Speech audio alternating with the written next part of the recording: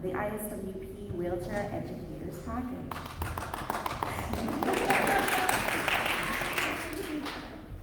Thank you, Lauren.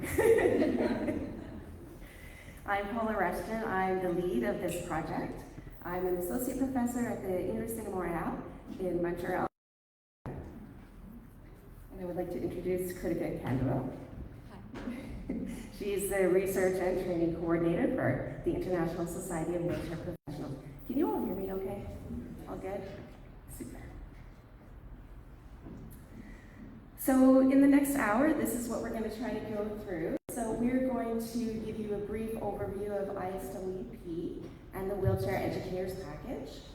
We are going to have speakers join us. We're going to have Samantha Shan, who you all probably recognize as the president of the World Federation of Occupational Therapists. She's also on the founding board of ISWP and on one of our subcommittees, the Integration Subcommittee. We have Claude Tardif, who is the president of the International Society of Prosthetics and Orthotics, who will also say a few words. We have Eric Sartia, who is a professor and researcher at the Université de Bordeaux here in France.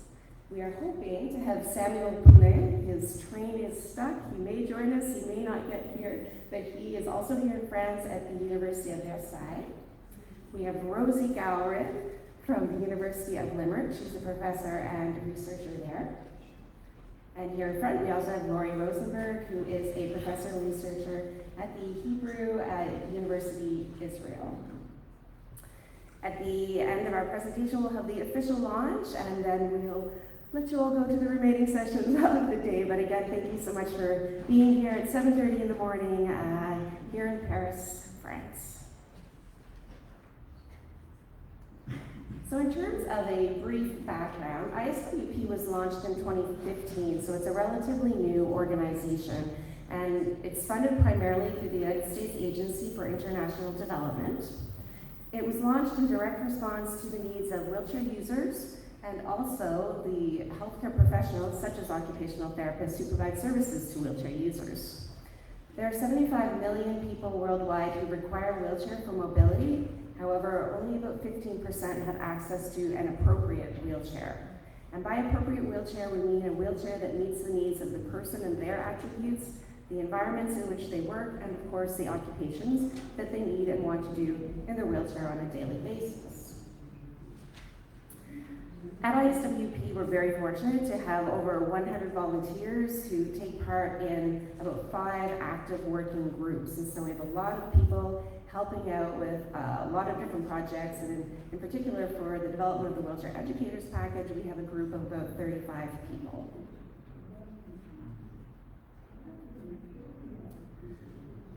The main activities of ISWP can be grouped under 2 primary types of activities, and I just knocked off. There we go. Service standards and product standards, and the Wheelchair Educators Package falls under service standards. So in terms of the Wheelchair Educators Package, you're probably all wondering what exactly it is. Skip forward. So the Wheelchair Educators Package was developed really in direct response to the need for competent wheelchair service personnel. So there is a massive shortage globally of those who are able to effectively provide wheelchair services. And this was actually really highlighted at the 2018 Wheelchair Educators stakeholders meeting in Bangalore.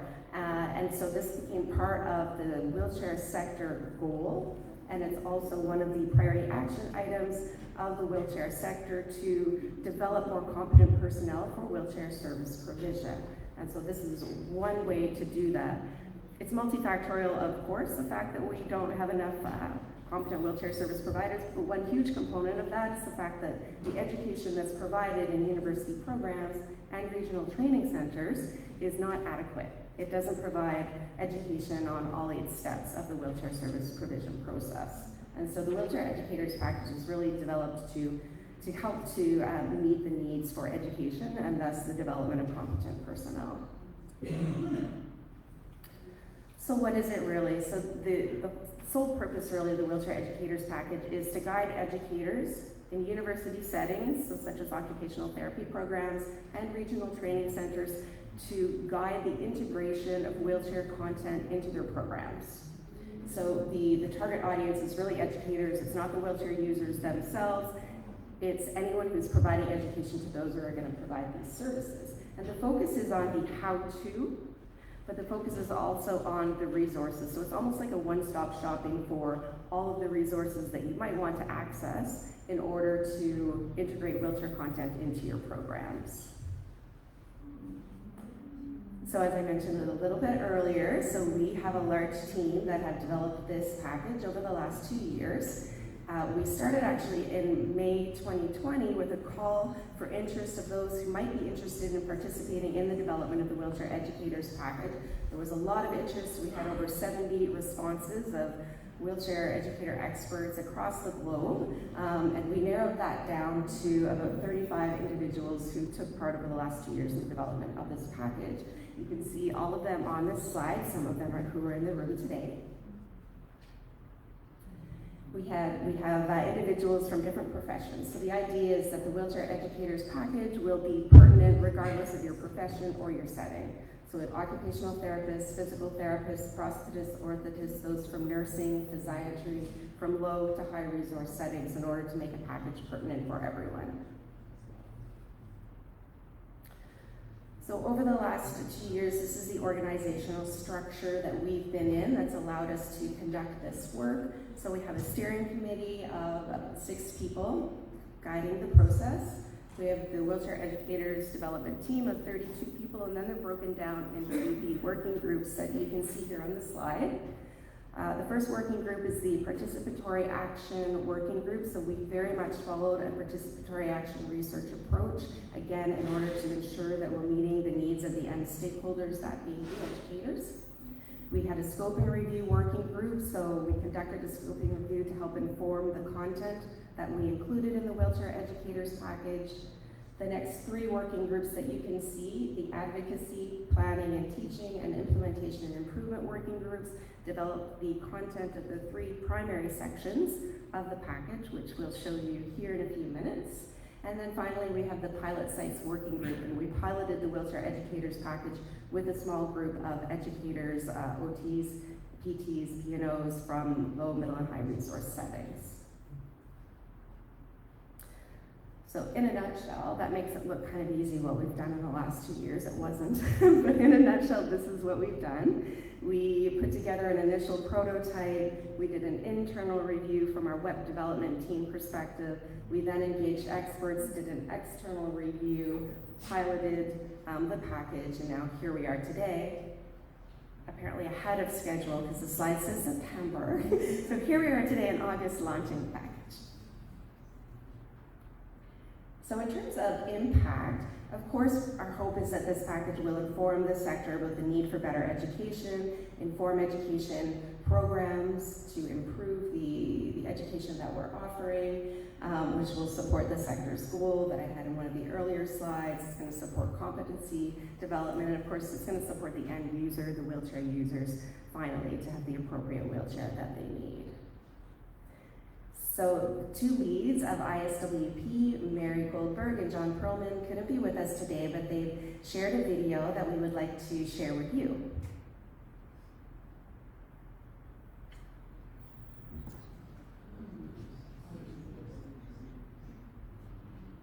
Enthusiastic about the launch of the Wheelchair Educators Package.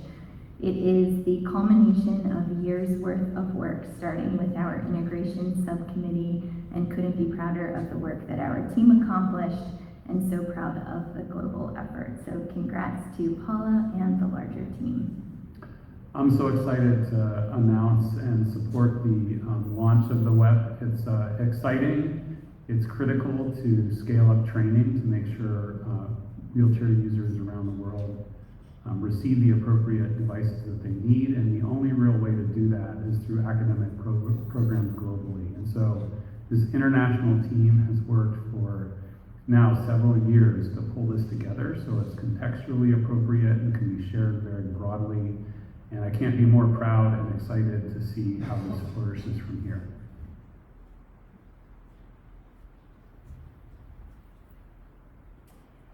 And And now we're going to, Kritika and myself are going to provide you with a demo of the Wheelchair Educators Package. We're doing it via screenshot because we don't have access to the internet and the Wi-Fi with our own computers, so we're going screenshot. It'll be a little bit different when you guys access it yourself, but for today we'll be screenshotting. Thank you, Paula. So everybody must have gotten a sticker, so our website address is actually there. It's web.iswp.org. It's live. So while we are going through the screenshots, you're also welcome to browse and see the features while we're doing it live. So, thank you.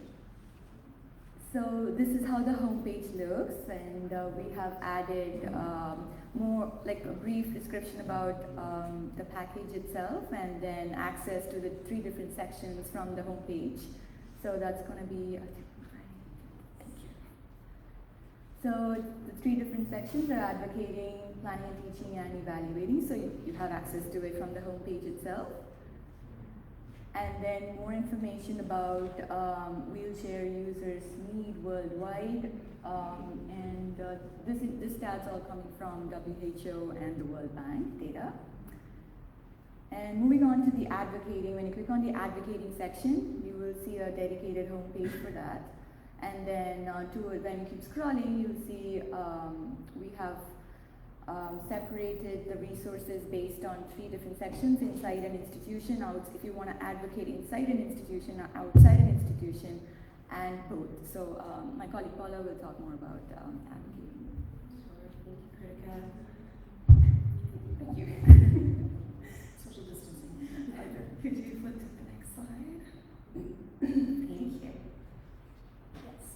And so when you're in the advocating section, you can see that there's different filters. There are a large number of resources on the package, on the website, and so we're trying to make it as easy as possible for people to find targeted resources, the resources that really are going to help you to integrate the content into your packages. And so you can see that there are different filters. And so the first filter is asking you, where do you want to advocate? As Kritika said, inside the institution, outside the institution, or both. Then you can actually look for different resource types. So for example, are you looking for a website? Are you looking for a presentation? Are you looking for a template letter? So you can walk through the different types of resources that can help you to advocate within your own or another, or outside of your institution. We've pulled together different templates that you can literally take and use, or we've also pulled together those templates that kind of a do-it-yourself approach. So if you want to put in, for example, the own statistics for your country or your city to really advocate to the director of your program, this is the number of wheelchair users, this is the number of healthcare providers we need in order to provide the services. There are templates that can allow you to tailor it to your own needs. And it was feedback that we received in a lot of previous studies that we know we need to integrate this content. We don't have the time as educators to do this advocacy piece. And so we've heard that this is a very important part. It wasn't initially in our plan to include an advocacy section, but it seems to be very important, very needed, and so we're hopeful that this will be an important add to the package. There are different languages, so at the moment, for the most part, we have English resources, French resources, and Spanish resources. We're just launching it today. Our goal is to, at one point, translate everything into at least the 7 official languages. Yes, 6. Of WHO. Yes. I'm teaching you Yeah. reviews, and then I will. Okay. Sure. Thank you. So the next up is the planning and teaching. So this is the how to include content, wheelchair content into your curriculum. So the page has throughout the website you will see instructional videos. Sorry, I forgot to mention that. So my colleague Sarah Munera put in a lot of effort to create these very interesting videos throughout the website. So you can see them on all the pages. And then we have organized the planning and teaching section by the WHO wheelchair service provision steps, so the 8 steps. And the resources are also organized based on that. So Paula will talk more on the objectives. Thank you, Kritika. Yes, so as I mentioned earlier, the how-to component is very important. How to integrate the content in the most efficient, effective way into your curriculum. And so we've really kind of organized the website in terms of the background, we've got the topics, we've got the objectives. So for example, if you could click on, do we have a screenshot? No. If we could click on, for example, go back just one. Yeah, the little crosses there. Yeah, in the menu. Then those will give you more information for each of the different topics about how you might plan and how you might organize your course content, what resources you need. For example, if you were doing a practical lab on wheelchair skills training or testing, what resources you would need in terms of wheelchairs and space and also etc. So really the how to set up your, that's the planning part I guess, of the planning and teaching component, how to set up your courses. So there are a large number of resources that apply to this particular section. I would say the vast majority of resources apply to the planning and teaching section. And yeah, so again, you've got your, so then you've got your steps. So again, we referred earlier to the World Health Organization's 8-step wheelchair service provision process. So they're all organized according to the steps. And again, the different types of resources. You guys, I think, can see this actually better than I can. I'm too short to see this one, and I'm too close to see this one. So the types of evaluation that you might want to look for, the types of resources, the resource types themselves, again, the languages. So you guys will see the filters as you're going through yourself, but essentially, again, the idea is that you can target the resources that you want and easily access them because there's so many resources that to go through the pages and scroll down, it's a lot of information. Keep up. Go ahead. I was just going to say, you can also bookmark the different resources because there's so many, and you might click on something and it's a lot of information. You're not going to take the time in that one quick moment that you have to look at the wheelchair educators package. You can bookmark them and then come back to them later so that it's more easily accessible for you, especially given that time is one of the huge constraints of integrating wheelchair content into any curriculum. Thank you, Paula. So I was going to say that too. So when you bookmark a particular resource, it shows up in your profile, which we'll talk about in a little bit. And it's bookmarked, so the color changes too, so you know you've already bookmarked and you can always come back and look at those resources later too. So the next section is the evaluating. This is for the student evaluation. Go ahead. Thank you. So in fact, the student evaluation is including in planning and teaching. The evaluation section is more about evaluating how this wheelchair content fits within the program itself. And so we're looking at how it fits within the program, the clinical impact of the wheelchair education, and the sustainability of what you've integrated. Because a lot of times, wheelchair service education takes a lot of resources in terms of the equipment, potential patient partners, etc. And so how sustainable is the education that you're trying to fit into your programs? And so those are the kind of the three main categories that come, which we can see on the screen now, which come with this particular section. So we've arranged them by pre-course, during the course, and post-course. And for each of those main sections, you'll have process, clinical impact, and sustainability, like Paula had mentioned. And so this, I think I have a screenshot here. So when you click on the drop-down menu, the accordion menu, you will see the things you will need to think about, ways to measure your goal, and then the resources and strategies are also listed. So this is the resource section where we have two drop-down menus. The first one is the process, program, clinical impact, and sustainability, and the resource type itself. So again, you're not seeing all of the resources on the screenshot because I wasn't able to capture all of it, but so that you can see 14 results found. So there are 14 results in this particular section. Kritika, if you were to guess, how many resources Overall. Yeah. I was the one who had added them, so I know about 120 to 30. Yeah, 120 to 30. Well, Can you say it again? 120 to 30, but that is only for the public view. Right. We also have a private view, so if you register on our website, there's specially educator shared resources. What you're not, excuse me. So what you see here, the educator developed resources. If you're just looking at the website without being registered, you're not going to see that menu. So just in that section alone, we have over 95 resources, which I was reviewing last night. So everything works, so it should be good to go. So yeah, 95 plus an additional 120, so over 200 resources overall on our website. Some great quick math.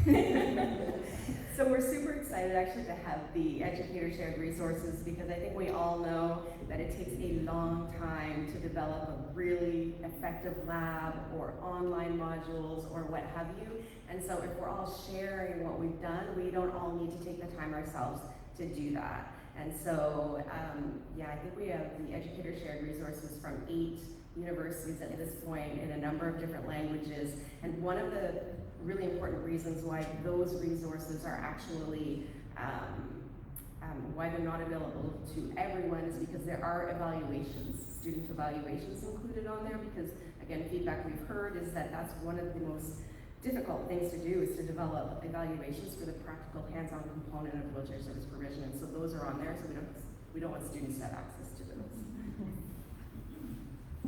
Okay, so now moving on to the dashboard. So once you register on the website, you will be seeing all these features available to you. So the first section is obviously your profile, where you can edit your profile.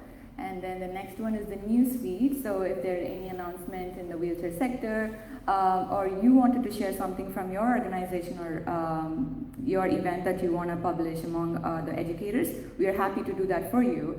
So we can add those news here, alerts here, and one of the other important feature here is, I'm going to talk, Paula's going to help me with the SMART goals. So some of the alerts for the SMART goals that you have set up in the past will come up here. So for example, hey, your SMART goal, your goal to complete or send all the students to take up the basic test is coming up in 1 month. Have you done it? You know, something like that. So those kind of reminders will also be coming up here. Mm-hmm. And so the next one is the SMART goals. Well, thank you.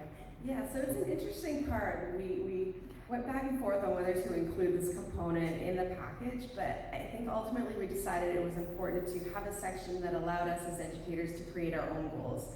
In large part because we recognize that changing content, adjusting curriculum doesn't happen overnight, it doesn't happen in a few weeks. To do something really solid, we're talking potentially years of work, or maybe your whole career at that university. And so if you set up your goals, then you can really track your progress. And as you know, academics and professors in university settings, it's also important to have that kind of link back with the director of the program to, it's kind of like a cycle really. To advocate for additional resources, you need to show what you're doing and what you're accomplishing along the way. So it helps with the advocacy component, and it also helps with yourself to track what you're doing and to see what's being effective and what's not, what's done, what's not. And so ultimately we kept this section in and are very hopeful that people will use it. So this is how it looks. We have an example too, like I said, by April 2021, you can add the exact date and your goal to evaluate my course. And then so that's what you'll enter, and then you can also edit those goals as well. So the next one is the program profile.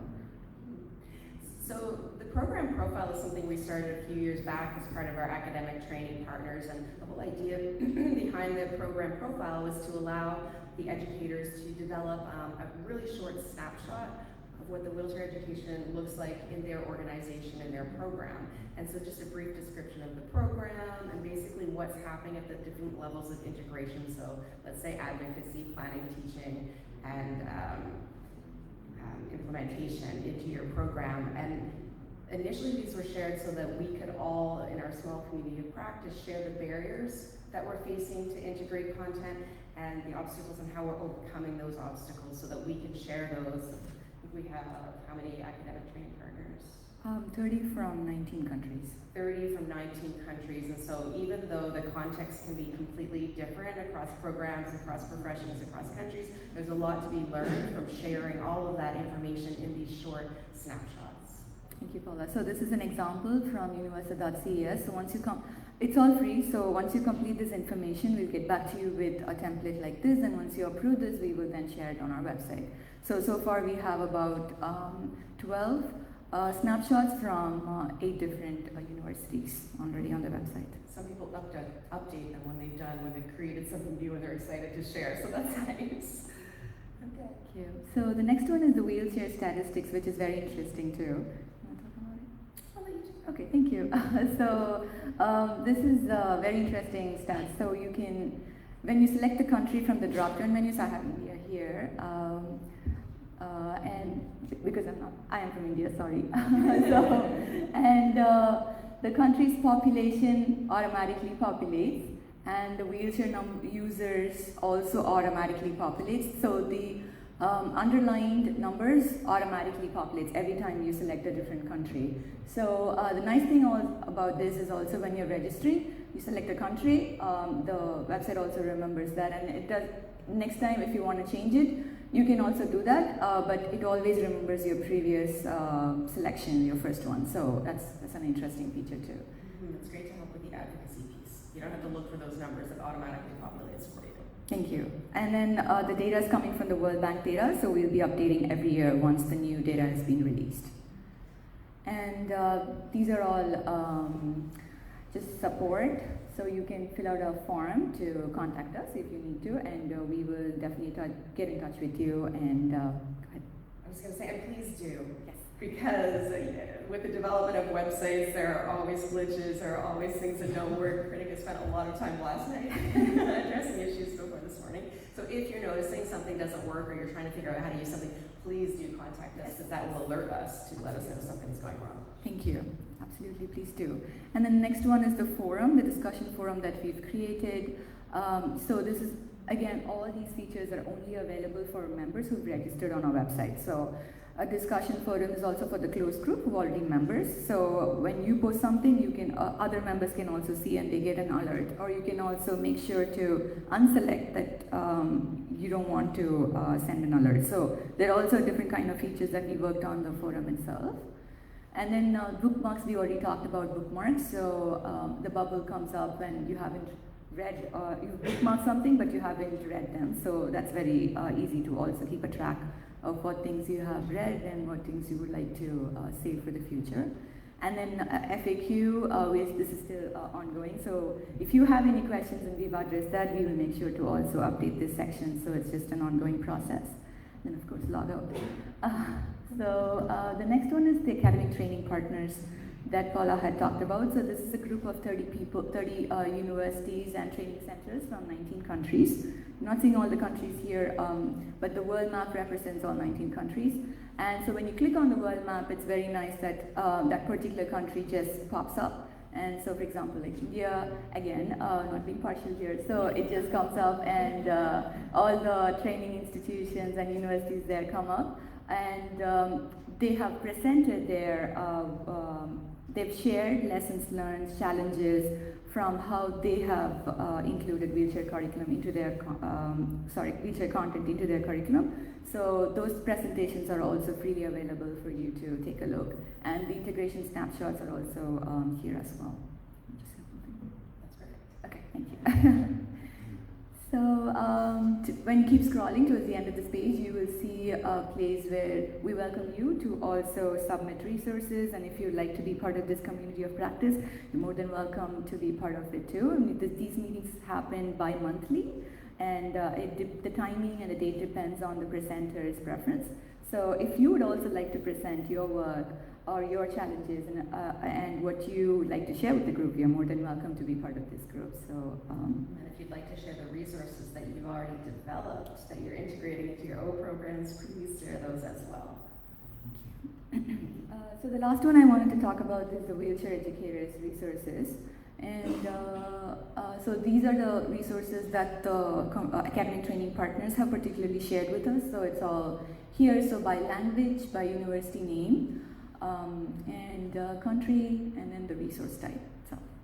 Perfect.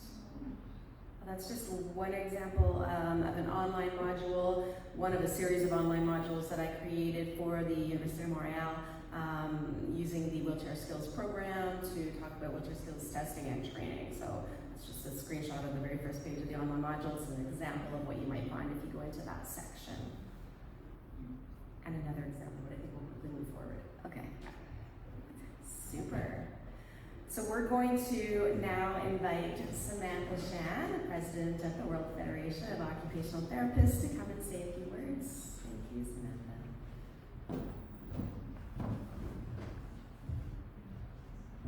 Okay, good morning everyone.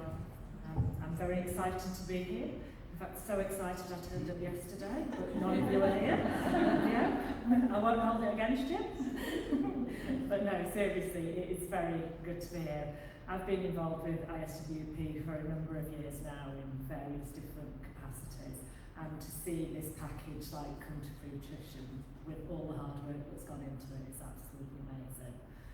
I've been involved in occupational therapy education for many, many years, and to think that this resource is so easily available for us now is, I think, we really have to make sure that we use it.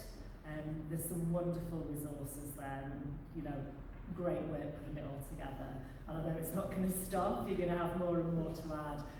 I do encourage you all to register so you can get the full capacity of it, and any discussion forum is only as good as what you contribute to it, so join that discussion forum. And it's like really, occupational therapists have a huge role in wheelchair education and wheelchair provision, and we really need to make sure that we're doing that at the highest standard. So, please do register and use this website and the account to its fullest. And thank you to ISWP for really pulling this together. Thanks.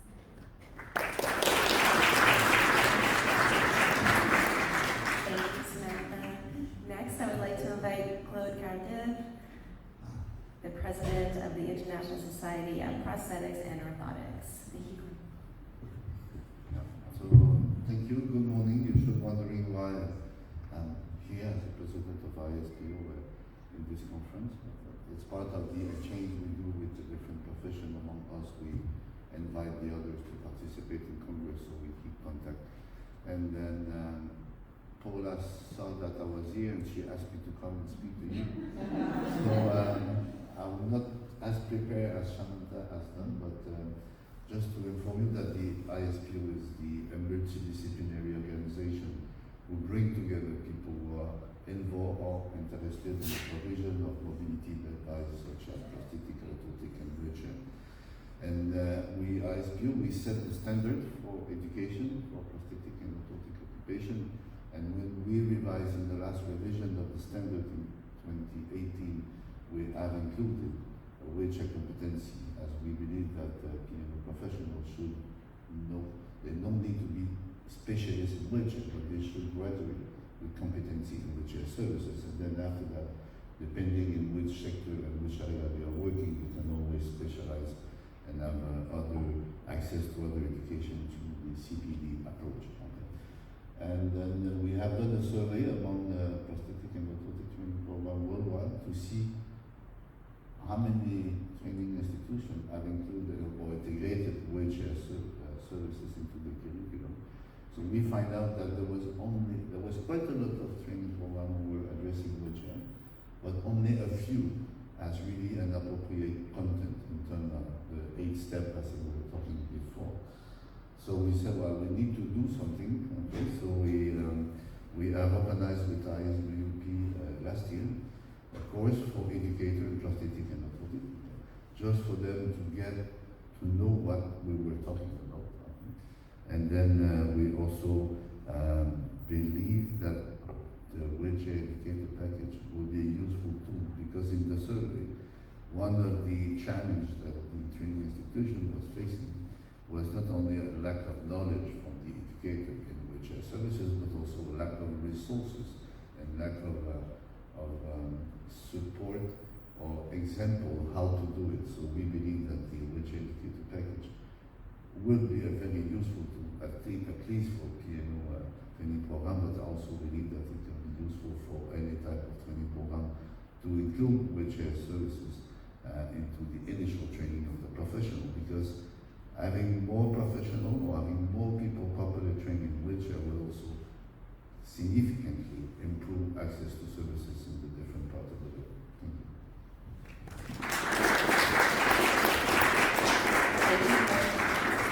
Next, I would like to invite Eric Sarita. Je pense qu'Eric va parler en français. I'm sorry, I would like to speak in French because I'm not very good in English. So, je vais vous parler un peu de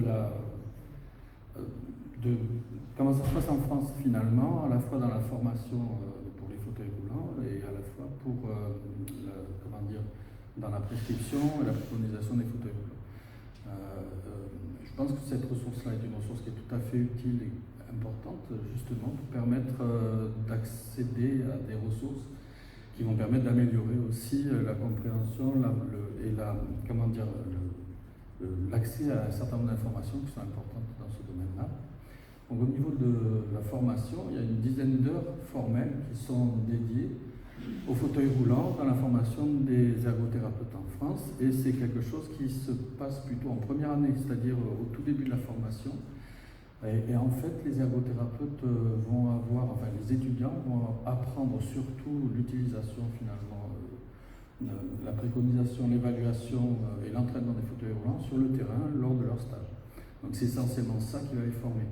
Mais le volume de formation en soi est peu important du point de vue de la formation initiale des ergothérapeutes. Donc je pense qu'à la fois, ce qui est important, c'est de voir un petit peu de quelle façon on peut organiser ce volume de cours pour qu'il soit le plus optimum finalement pour les étudiants. Et puis de faire le lien aussi avec les professionnels de terrain pour aussi permettre une meilleure formation des étudiants par rapport à ces questions-là, qui sont des questions quand même extrêmement importantes. Donc en France, la prescription du fauteuil roulant, elle est de deux types. Premièrement, les fauteuils roulants manuels, n'importe qui peut les prescrire. Il suffit qu'une personne aille dans une pharmacie et dise j'ai besoin d'un fauteuil roulant, on va lui donner un fauteuil roulant. Le pharmacien n'est pas forcément formé pour avoir ce type de fauteuil-là. Si la personne a une prescription médicale qui lui permet d'avoir son fauteuil remboursé, après le reste, c'est il n'y a pas sur le plan de la préconisation et l'évaluation, il n'y a rien de formalisé par rapport à ça. Par contre, ce n'est pas la même chose sur les fauteuils roulants électriques où il y a des équipes qui sont organisées, qui sont pluridisciplinaires pour préconiser les fauteuils et pour décider si une personne peut conduire un fauteuil roulant électrique ou pas. Et donc c'est cette évaluation qui donne le droit d'accéder à un type de fauteuil avec toutes les options nécessaires pour la personne. Voilà, donc ça mérite d'être amélioré et je pense qu'il y a besoin de ressources pour permettre d'améliorer tout ça. Et je pense aussi aux professionnels, et notamment les jeunes là, qui sortent et qui vont travailler dans des institutions qui vont changer d'institution et qui, après plusieurs années de travail dans un endroit où il n'y aura pas forcément besoin de fauteuil, vont se retrouver dans une institution où on va leur demander de prescrire des fauteuils parce que c'est quand même les ergothérapeutes sont très identifiés par rapport à ça.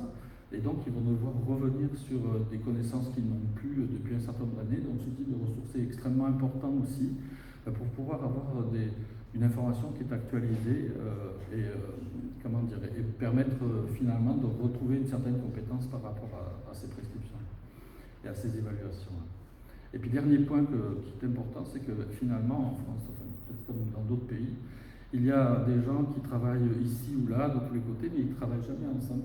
Et à un moment donné, ce type de ressources-là, c'est peut-être aussi un moyen de créer du réseau, d'échanger, de partager des connaissances et des compétences, et finalement de créer quelque chose qui va permettre de partager des connaissances dans ce domaine entre les professionnels qui sont sur le terrain, mais qui sont souvent cloisonnés chacun dans leur cours.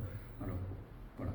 Donc, merci pour m'avoir invité pour ça. Merci à vous.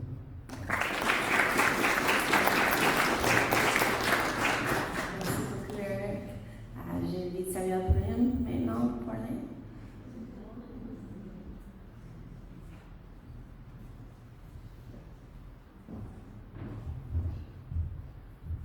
Merci pour l'invitation. Je continue en français. Désolé. Il y a mes collègues, on est venu en France. Je travaille en fait sur un hôpital, Clermont-Carré, j'ai une partie clinique. Et je suis aussi directeur d'une unité de recherche de l'université Versailles-Saint-Quentin à côté de Paris. Et vous avez une petite brochette de professionnels là, qui viennent de l'hôpital et qui sont aussi impliqués dans la préconisation des fauteuils roulants. Donc ils se moquent, mais comme je leur donnais la parole après, ils vont au moins se moquer, n'est-ce pas Lucie? Donc je pense, et comme dit Eric, que ces ressources sont très très importantes, et tu l'as dit, au sein des institutions, etc. Donc je ne vais pas revenir là-dessus. Je le vois bien aussi en formation continue, comme il disait, pour justement à la fois les jeunes professionnels qui, on va dire, qui vont changer de service, mais aussi pour des personnes un peu plus anciennes et qui sont aussi dans la mobilité. Et puis, je vois aussi une chance de l'adapter sur peut-être des profils un peu différents, avec des adaptations de la formation, et je pense à une formation qu'on donne actuellement là sur notre hôpital auprès de d'autres professionnels qui sont par exemple des chauffeurs de taxi et qui sont impliqués en fait en permanence sur les manutentions de fauteuils, comment ça fonctionne au quotidien. On voit qu'on a beaucoup de problèmes, en tout cas nous en France, sur le transport de ces personnes-là par méconnaissance. On vous passe les fauteuils qui restent sur le trottoir ou qui sont cassés dans les manipulations. Et dans le cadre de cette formation, par exemple, je pense que ça pourrait être une ressource très, très importante du coup, pour pouvoir faire passer de l'information et permettre aussi à ces personnes de revenir éventuellement sur certains aspects en fait, quand ils en auront besoin. Donc, éventuellement même, je pense aux aidants aussi qui accompagnent des personnes sur lesquels ils pourraient bénéficier aussi de ces modules d'instruction, à la fois pour aussi peut-être dans un premier temps dédramatiser l'arrivée par exemple d'un fauteuil au sein du coup de la maison. Donc voilà, je pense qu'il y a pas mal de perspectives et je pense que cette ressource-là, elle comble un vrai manque et que c'est inespéré. Merci pour cette existence et je pense que fédérer et aussi partager tous ces programmes qui ont été élaborés au sein de cette sera un vrai plus et, pour tous les professionnels et même au-delà des professionnels, je pense que ça sera un avantage pour tout le monde et principalement après pour nos futurs usagers, enfin les personnes, nos futurs clients. Voilà, merci.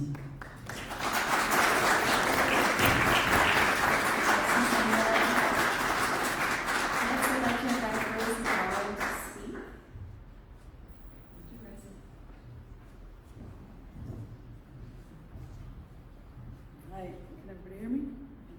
My name is Rosie Garron and I'm the Programme Director of the Postgraduate Certificate in Posture Seating and Wheelchair Mobility Across the Life course at the University of Limerick in Ireland.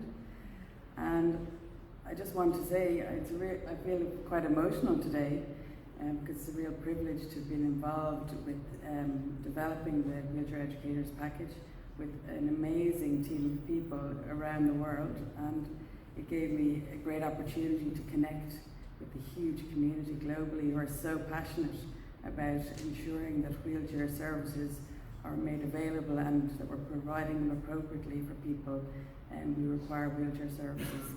And I know, and I see also Brandt in the audience here, who was the external examiner for my PhD, and she knows how passionate I am about this area, and I continue to work with trying to develop services and also education and training. And this package, being involved in it, I've learned a lot of things from my own program, and I think so I can become as an advocate for the use of the package, but also that the content and the experience that I have in relation to trying to develop and get support within my own institution to develop education training in this area has been extremely challenging over the years. And I've learned a lot of tips and skills from actually being involved in developing the package, the advocacy piece in relation to knowing who to talk to and how to present your work, and the importance of the education program within your courses. And also, obviously there's the planning and looking at the content, but also the sustainability of your course. And I have experience of this from developing my own certificate, because it depends on who's supporting you as you want to keep it going. But if you plan and organize before you start your program and know what resources you need, and you evaluate and you look at the benefits and the impact of the education and training that has on the community and on the practitioners' work and their ability to do their job, and evaluate that.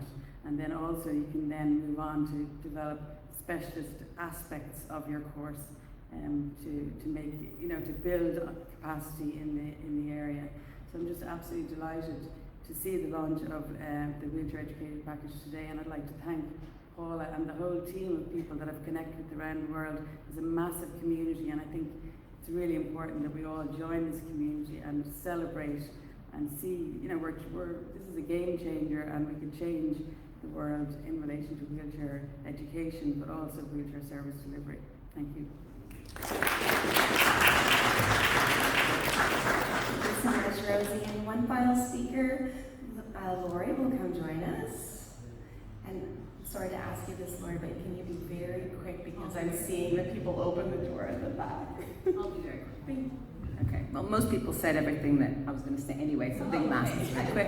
I just want to emphasize the togetherness of this package. I think one of the really special things in being part of the package, as Ruth said, was joining the society, joining the group of people that are working together. There is so much sharing going on, and I think it's like when you do a brainstorming, you come up with new ideas, you're much more creative because you hear someone else's idea, you pick up your own idea, and you move it around.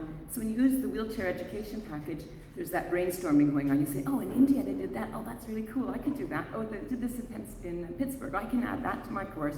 And it really makes the course much more dynamic and much more alive. And our real goal is to educate all those clinicians because wheelchair provision is really complicated. It's you're with the real people in the real world, in the real environments, and it's not a textbook thing. You have to really learn how to think. And I think the wheelchair educating package can help us as educators really reach those clinicians who will reach the end users.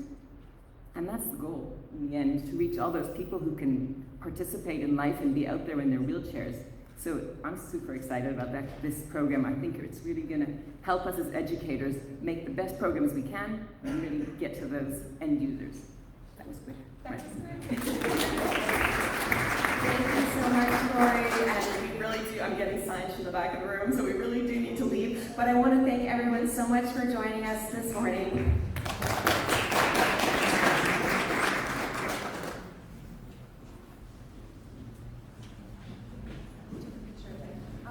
If I could just quickly ask those who participated in this meeting today, we would like to take pictures with the official launch poster, but we'll have to do it outside now.